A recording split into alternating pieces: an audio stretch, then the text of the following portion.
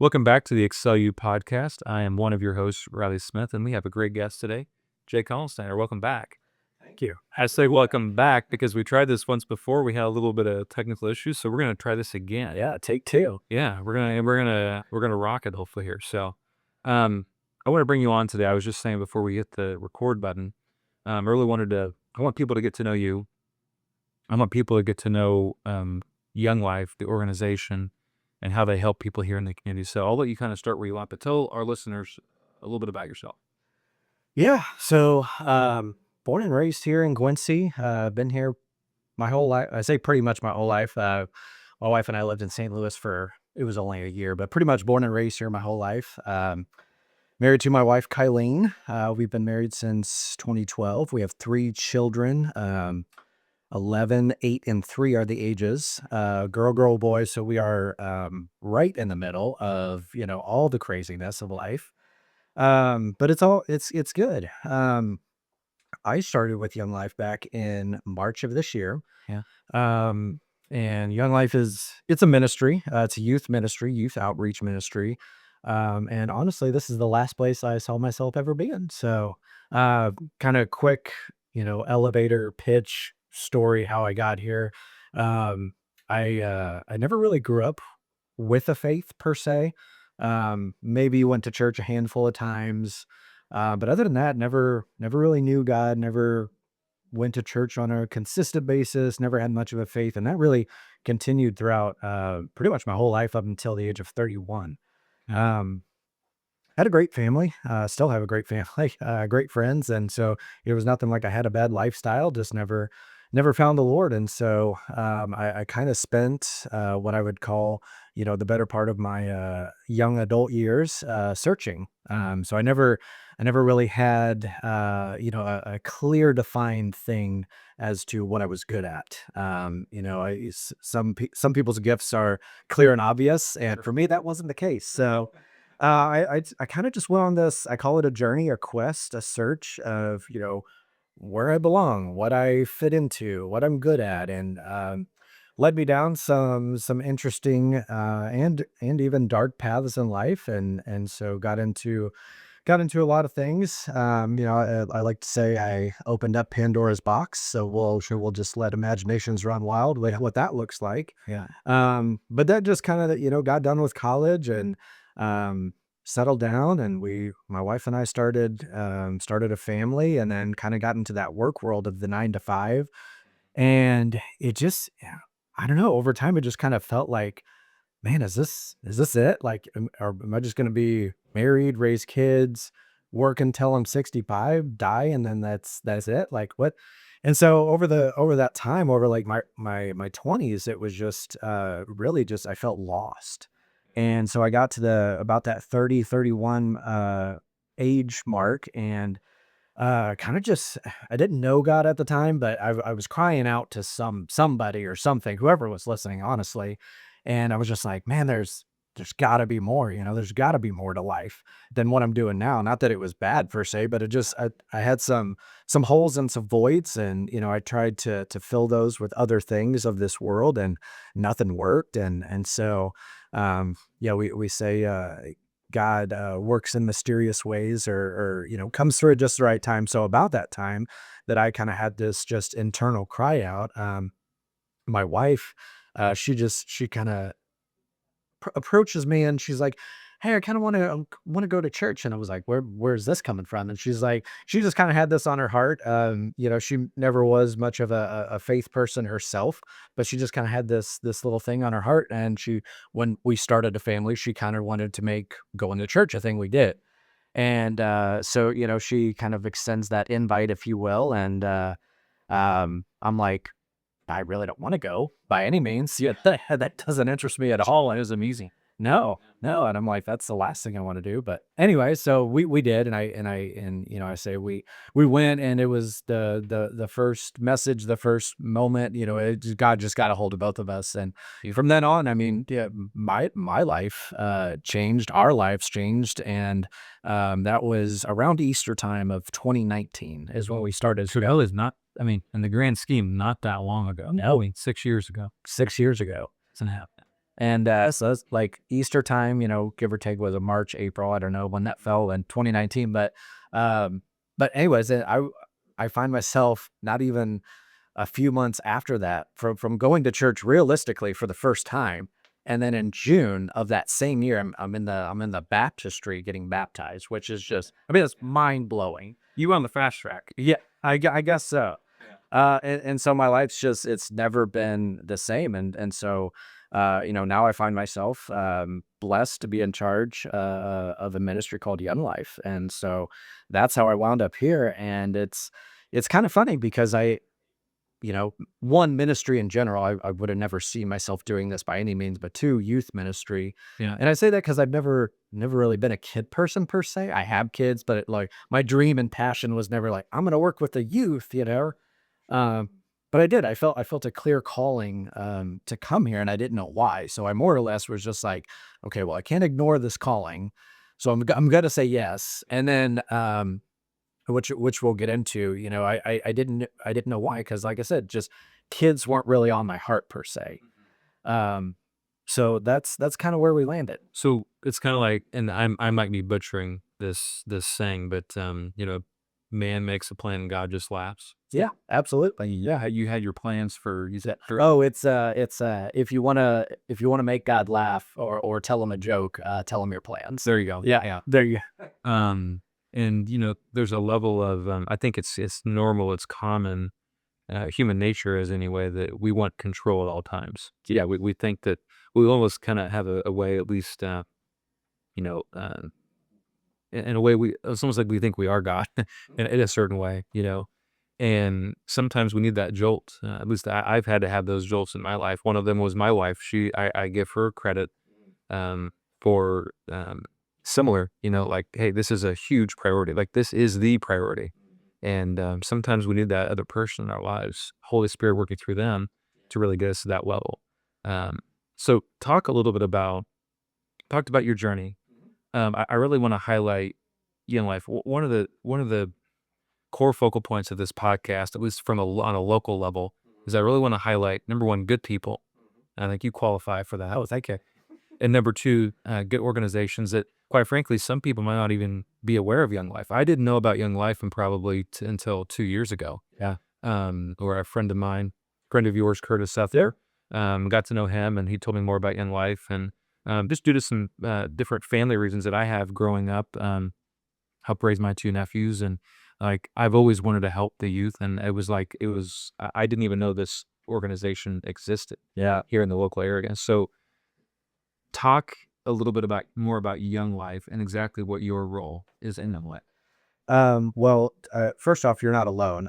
I myself actually didn't even know what Young Life was until I got pursued for the very role that I'm in. Yeah. And that's kind of a common theme, at least around people, my circle, or even within the community that I talk to. But interestingly enough, Young Life has been around. It's a worldwide ministry. It's been around since 1941, and it's been in Quincy for the last 26 years. And again, like you, I was like, man, I didn't know. So I got pursued, and someone, our board director pursued me for this opportunity. And, like I said, at the first kind of go of things, I was a little hesitant. I'm like, man, a youth ministry. I just, when I was in my faith journey, I wasn't sure that youth was the direction. I thought maybe more so adults. And so I'll kind of touch base on why, as I kind of explain Young Life. So Young Life, in and of itself, it's an outreach ministry. So yeah, I think a common misconception is that we are a church or we're affiliated with the church. We're not. Yeah. We're our own thing. We're our own standalone thing. And I say we're an outreach ministry because we are out actively reaching the youth of our community. So we're in the schools, we're going to lunches at the junior high, at the senior high, we're going to the sports games, and we're going where kids are. So we're like I said, we're out actively pursuing them. Young Life is for everyone, but they make it an intentional focus to kind of pursue those who may seem like an outcast. So we kind of have an ongoing thing of like, we want to really make a Young Life gathering almost not look like a church, you know? So it's like we almost want those kids you don't see at a church, because those are who we're trying to reach, those who are furthest from Jesus. You know, those who maybe they feel like an outcast, maybe they're sitting by themselves at a lunch table, maybe they're caught up in a lot of bad things, but it's like we we want to look deeper than that. We want to look deeper than the surface level problems or issues or whatever it may be that they're caught up in. Um, and it's those are the like I said, it's those kids that we're pursuing that it's like we just almost have a heart for them, you know. And and I see that in myself because it's often the kids. I mean, really, it's any youth per se. It's not the ones who are outcasts, but it's any youth. They're searching. We're all searching for some. Especially the kid nowadays. Can you imagine or if we would have had the phones and the social media when we because we didn't have that. Like we're old enough now, Jake. We could say we didn't have that. We grew up in a unique generation where we had nothing, or we had, kind of like Right. we were pre-phone and pre-social media, and we're right in the thick of it too. Right. So we've kind of seen both sides. Not to interrupt her. No, you're good. I just this came to me like, what do you see? Because you get boots on the ground every day. What is the hardest thing for youth today? Like, is it phones? Is it social media? Like, what is it? Mom and dad maybe aren't as present, or like the nuclear family. Like, what is it? Because I have my own thoughts, but It's a combination of kind of everything you just said, really. I mean, it's the phones are, there's so much accessible at your fingertips that you can literally access anything, anytime, anywhere, any day. So that is obviously not helping. That's a glaring uh, weapon, if you will, against the youth. they never get shut off. They don't. That's I see that. Like, I go out to a restaurant and I see four youth. Say it's a Texas Roadhouse. They're in a booth Yeah. and they're texting each other back and forth. Like it's like, Yeah. and you communicate. Yeah. And I've been guilty of that too. Oh, yeah. But Yeah. But and then so you're actually like you said in the cafeteria at lunches with some of these kids or whatever the setting is. yeah.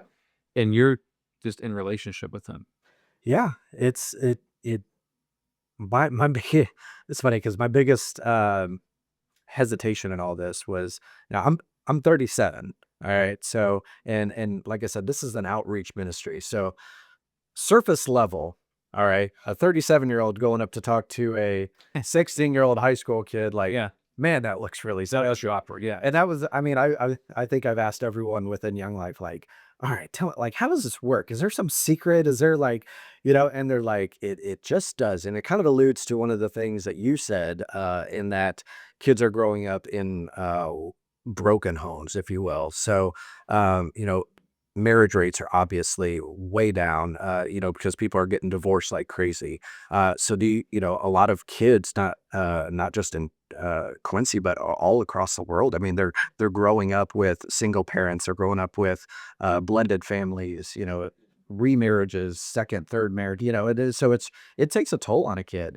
So I say all that to say that when they're approached by an adult, a loving, caring adult who's just coming up and literally just get to know them, it's kind of nice for them, Sure. and as a parent too, like we obviously love our kids and we want to do the best for them, and we try to make it a point to be intentional with them, but we can often get caught up in the busyness of life and neglect some of those intentional conversations, and so Yeah. that's what it is. It's literally we're sitting down next to them and we're just like, how was your day? We're asking them about their day, about their interests, about their lives and their dislikes and their hobbies. And it's almost refreshing for them because at first they're kind of caught off guard. They're like, what do you want? Yeah. Yeah. And then we're like, what, so we kind of have to come in from an angle that we're like, okay, there is no angle. There's no catch. We just want to get to know you. And so that's, as they kind of let their guards down, they see that, oh man, this is kind of nice. I like this. Yeah. So that kind of opens the door, and we're in ministry at the end of the day, but we're not going to come and throw Jesus in your face. I'm not going to sit down there. All right, do you know Jesus? And they're like, no, and well, you should repent, or you're going to hell. That's not our method. No. So the saying in Young Life, if you will, is we earn the right to tell them about Jesus. So we do that by literally just getting to know them, building a relationship with them. Right. Yeah. Yeah. Sounds really cool. So now you've got, I think it's multiple times a week if I recall correctly, but gatherings, like where kids, youth will come to your location. Yes, share your location real quick so people know where it's at. Yeah, so we're at 521 State Street. We're that Down the road here. down the road. Yeah, it's a big Napite building. We're on the side of it there. Napite's a Yeah. big supporter of ours. So It's actually a really cool building. I've been in there a couple of times. Yeah, it's just cool how this set up, and like your office is really cool. By the way, it's a cool spot. yeah. But talk to again our listeners about what do you guys actually do for your gatherings on a weekly basis? Yeah, so they're actually they're called clubs. And so like literally if you come to Young Life here in Quincy, we had to kind of set up um kind of like a nightclub, not gonna lie. Like that's kind of like we have the neon lights. Yeah, that vibe. Yeah, I think it's kind of the neon paints and like it's really cool. And uh clubs, what we say, we have weekly gatherings that are called clubs, but really that's a result of the contact work. Now, anyone and everyone can come, but clubs are kind of the result of the outreach that we're doing. So that's, if you're coming to a club, you're saying, man, our staff or volunteers, we're out and we're getting to know these kids so that when they walk in the door, we're like, hey, Johnny, how's it going? So they're right away, they're just bam, they're hit with their name and the, friendly invite. So we kind of a typical rundown. We have special needs, a special needs ministry, a junior high ministry, and a high school ministry. And the flow is all kind of the same in that we're going to gather. The kids are going to kind of collectively gather, mingle around a little bit. We're going to, open the doors, and we're always going to make it a point to have some kind of food and drink there. Um, a lot of the kids nowadays, and especially the ones who are maybe having a rougher go of it, if you will, they really don't have opportunities for meals. That is their meal. Yeah, that's a real, or maybe they only had a school lunch and that. That and I'm not trying to interject you. It's so hard to imagine. I wanted people like listen to this to. I don't care if you're in the Quincy area, wherever. Like that's a real thing. Like very much. How I think of myself. I had breakfast this morning. I've had probably two snacks. I didn't even think about. I just ate them because it's there. I have them at my disposal at any time, and to not have that ability or capability, Yeah. like I can't imagine that. I've never I have lived a very simple and easy life. I really have, and I know that. Um, but there's youth in this area, in this community that are like bend our backyards. That is their reality. So we make it a point to always have something. I mean, it could be a bag of chips, it could be, homemade cupcakes or something. So we have something there, food or drink, and so they'll come in, Wow. they'll eat, they'll mingle, they'll visit with their friends, and we're gonna have, believe it or not, we're gonna have their music playing. So we're not gonna have, Christian church music playing. We're gonna have Bruno Mars or Nicki Minaj, or like we're gonna have some of their style of music because we want them to feel welcome. Like we don't want to feel Garth Brooks. not per se. Maybe if that was all good now.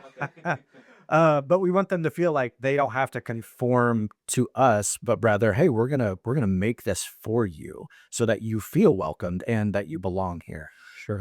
So there's going to be loud music going, and then we're going to jump in and we're going to do so. We're literally going to play games. We're going to play some kind of crazy. I mean, just to give you an example of some of the games, we just actually a couple weeks ago we played toilet paper dodgeball. Sounds awesome. And now in COVID, this would have been, I mean, we would have been highly like, but I mean, we were taking rolls of toilet paper, dividing up in two teams, and we were chucking rolls of toilet, and so it gets, I don't know if it gets frowned upon, but maybe it's kind of get like, wait, you're ministering, you're playing games, like Yeah. what is this? And we play a couple of games for the better part of 20, 30 minutes. You got to connect with this youth. Like exactly, if you don't open the door, and I'm speaking just logically, or I'm not in the thick of it like you are. But if you, I don't. This is just a human being. If you don't connect with that human being and that person, I'm sorry, you're not going to get very far. Oh, I just it's not. You cannot push a string uphill. no, And I think it's you're being a human being. you are. You know. And you see with these games too, because we have a, I mean, rather diverse group of people. I mean, between Mm. boys, girls, different races, I mean, different walks of life. Some are athletes, some are not. I mean, it's a rather diverse. So what these games do is like it gets everyone on the same playing. Hey, we're all playing the same game. We're all in this together. Leaders are myself included. Like we're all on the line with them. You can't move the morning after because you're so sore from Yes, yeah, yeah. I'm getting pegged with toilet paper and in the chest, playing toilet paper. So that's what it does. Like it kind of it just puts everyone like, hey, we are all the same, and I feel like that just in general gets lost. We whether we're attached to our material possessions or our job titles or that we feel like, oh, I'm higher or this person is below, and that just that'll show you if you're playing toilet paper dodgeball. You are no, I am well higher. I'm the area director of Young Life. I'm getting paid from a 16-year-old with with a roll of toilet paper. So So from that, okay, so 2 questions, and yeah. I'll ask one, then I'll see if I can remember the second one. But what is because every organization, I don't care how good of a mission it is, has challenges. So what is and what has been, or what do you think will continue to be the biggest challenge for you in life? And from that answer, how can people listen to this, help you in life? If they believe in your mission, your vision, and what you're doing here in the community, how can they help you in life overcome some of those challenges? I mean, challenges in general is just reaching the youth. Yeah. But really, I mean, Are there barriers to that? Like getting in the school system, they work with you and like that's not an issue or that's not an issue. Like we are, we're granted access, if you will, to do that. So we have great. a partnership and a relationship with the schools to do that. So it's not necessarily a matter of physical logistics. Yeah.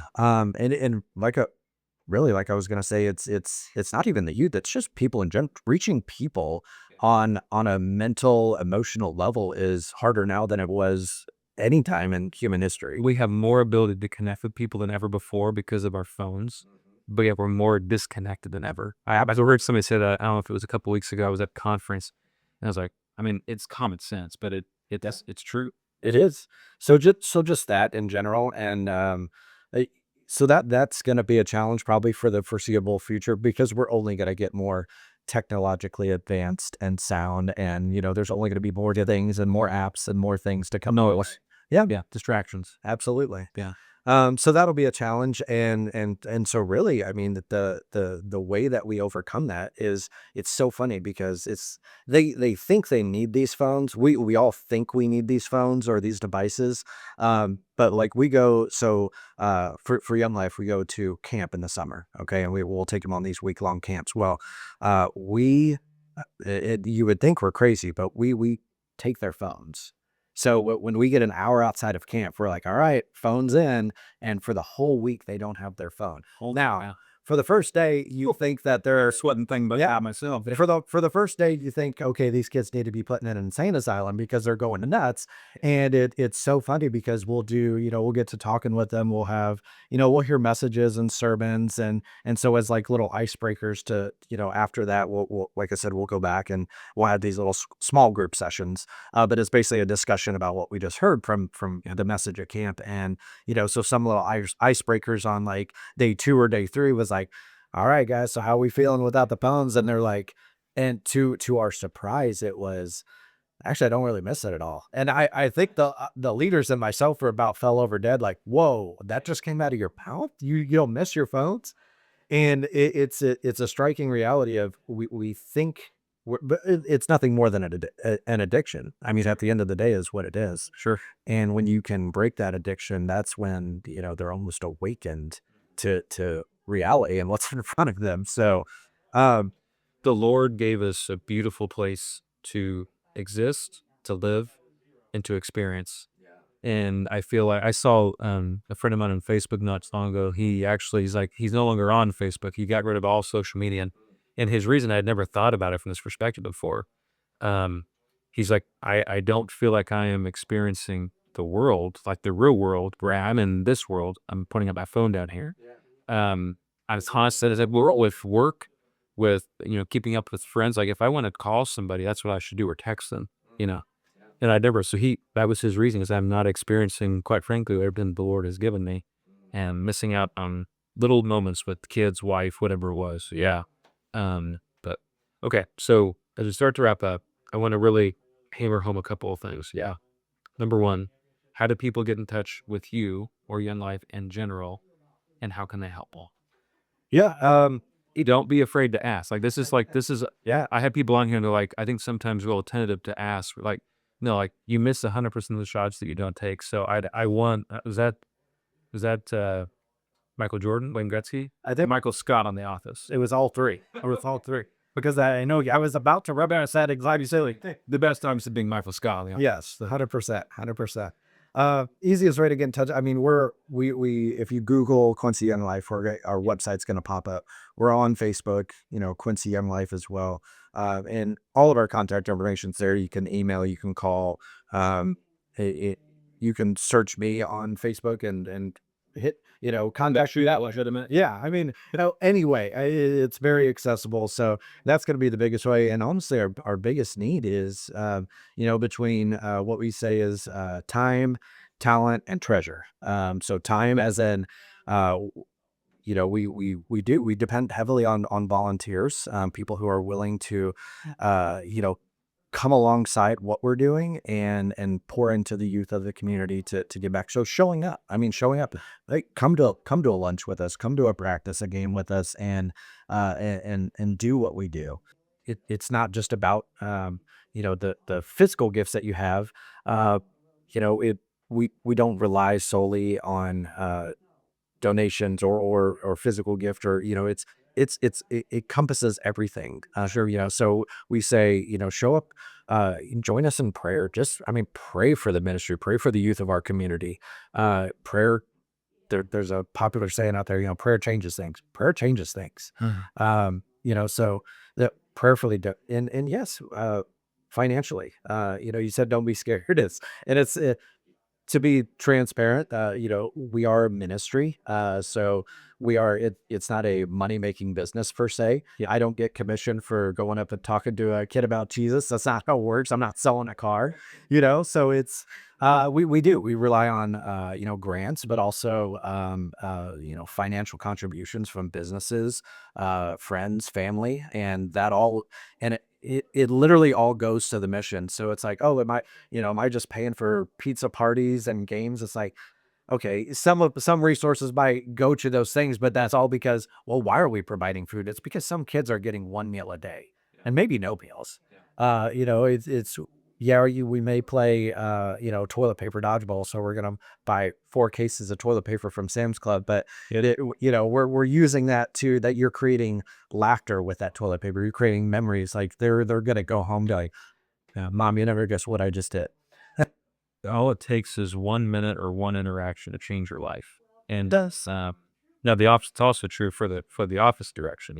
Sometimes one moment, one interaction can change your life for the worse too. But um, we work with a lot of youth here at Excel Physical Therapy. We work with a lot of youth, not only downstairs in the Excel Performance Health and Wellness, but up here in the PT clinic.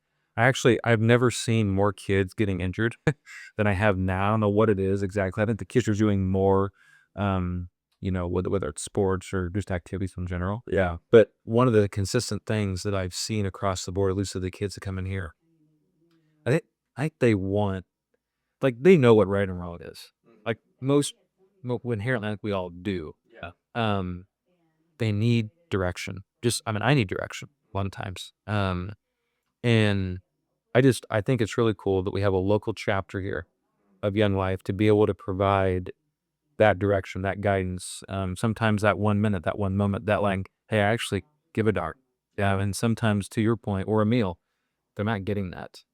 And I think that's, I want our listeners to be able to hear that. And if you are able to support in any way, like you said, yeah, time, talent, and treasures. Yeah. And just to shed us out some transparency on that too, we can throw out stats or all kind of stats nationwide, and they're mind-boggling. Depression and suicide are up, since 2010 by almost 150%. And that's hearing that number and associating with, our country is staggering, and it's mine, and it's, depressing. I'm in the best place in the world. We have Heartbreaking. everything. Yeah. But just to give you a one quick story before we wrap up, it's just to shed light on what's right here in our backyard. It was around Easter time of this year. Young Life Young Life talks are a little general, just because a lot of the kids that are coming, to Young Life, then they're not familiar with church terms. So we're gonna sure. So I'm not gonna talk about some high level Bible stuff. I'm gonna say, man, my boy Peter over here, my boy Peter is jacked up, man. He was just, dead in his, I won't say sins, like his problem, So but around Easter, we're gonna kind of ramp up the talk, because we're gonna talk about the importance of Jesus and sin and the cross and what all. So, kind of, one of our staff members, Bella, she had it on her heart that she wanted to do this very intimate, but also powerful setting. So one thing she did, the week before Easter, she had, we talked heavily on sin and what that was, and then she had the kids write on a note card, it's a sin they were struggling with, they couldn't get over, they're having problems with. She collected. They were all anonymous. And then the next week, we come back, and it's, the week of Easter and everything. And so for the message, because so I was saying, we have food, we have drink, we play games. You're probably wondering where Jesus comes into all of this ministry. Now we do about a 10 to 12 minute talk at the end of, our clubs. And so it was during this talk, we we we hit home on, okay, this is what happened on Easter, and this is what Easter represents. And so she gets done with the talk, and she just has the kids close their eyes. And while she closes their eyes, she says, meditate on what you just heard. Like, really just think about everything I just said. And so two worship songs play. So two, worship style songs play, and she's, listen to the lyrics, and really take all this in. All the while she's doing this, it may have been from Curtis, but we have a 6 foot, like, wooden cross in our supply closet. So, we break this out, and it's on the stage there. And so all the while their eyes are closed and this music is going, she's taking the note card of the sin that they wrote and hammering it into the wooden cross. Yeah. Don't. And then so the opens the have she has the kids open their eyes, and the cross from top to bottom, side to side, is filled with their sins. Yeah. And that's powerful in and of itself, that then you read the sins that these kids, Sure. 16, 15, 17 years old, and it's stuff that you and I maybe had never even faced in our adult years, and they're struggling with it. So, and this is in our backyard. I mean, this is, Yeah. I won't say it for trick, for privacy reasons, but I mean, it's dark stuff. Yeah. It's dark. It's heartbreaking. Yeah. It's heartbreaking. It stories like that, like, it continues to show me each day, each week, we're in desperate need of a savior, and it's unfortunately, we have to be reminded of that, consistently. But again, I'm grateful that we have an organization such as Young Life here in the Quincy community. I'm grateful that you're in charge of it. Jake is a good dude. I've known Jake for, gosh, your wife worked here. Yeah, for a while ago. It was over a decade ago. We have such we have a good thing going here in Quincy, and I think it's really cool that we have, people that actually genuinely care about our youth, and they need us to care. Yeah. So thank you for coming on, man. Thank you. That's a great job. Pretty sure you'll do it again. Let's do it. Thank you.